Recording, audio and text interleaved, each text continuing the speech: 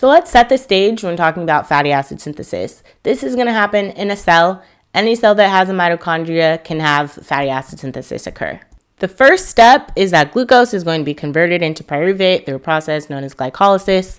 That pyruvate is then going to go into the mitochondria, where it's going to get converted into acetyl-CoA. The citric acid cycle is also occurring inside the mitochondria, and that acetyl-CoA is going to bind with oxaloacetate, which is abbreviated OAA, go through the citric acid cycle and make citrate. That citrate is then going to leave the mitochondria, and it's going to get converted back into the oxaloacetate and the acetyl-CoA. The acetyl-CoA is going to go on to make malonyl-CoA, which has one more carbon. So you're going to have to add CO2, but this reaction also requires a lot of energy. So ATP is going to get converted into ADP. The structure for acetyl-CoA looks like this, and the structure for malonyl-CoA looks like this. Note that malonyl-CoA has an extra CO2 that acetyl-CoA didn't have. That's going to come into play later. Now that we've got our acetyl-CoA and our malonyl-CoA, we can go ahead and combine them to make fatty acids. This is going to happen at an enzyme called fatty acid synthase.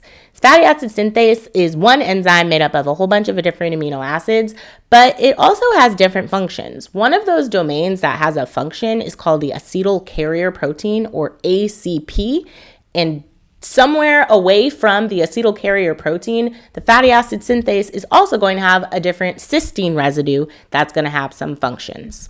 First thing that's going to happen with the fatty acid synthase is that acetyl-CoA is going to bind to the acyl carrier protein and drop the CoA. So now it's going to be called acetyl-ACP. The acetyl group is going to move from the ACP to the cysteine, and now that frees up the ACP for malonyl to bind. So now we've got malonyl-ACP bound, and the acetyl group is just attached to the cysteine residue. We're going to have a structure that looks like this, and it's going to bind to the ACP that's bound to the malonyl-CoA, which has a structure that looks like this. The acetylcysteine and the malonyl ACP are going to bind together and make a structure that looks like this. You'll notice that a carbon dioxide is lost, so the malonyl don't have all the carbons it used to have, and that's where the acetyl group is going to bind instead. Next, we got to get rid of the ketone that's been created from binding the acetyl group, and we're going to make a structure that looks like this instead.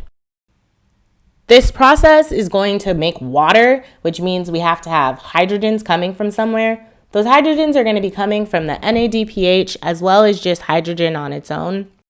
NADPH is going to be made into NADP+. Those electrons are going to use to make the water as well as those hydrogens. And the two other hydrogens are now going to bind to that carbon in the chain. That chain is now going to go back and attach to the cysteine that we talked about earlier. Some more malonyl is going to attach to that ACP, and we're going to have all of those steps repeat 6 more times, adding 2 carbons each time, eventually ending up with a 16 carbon known as palmitate.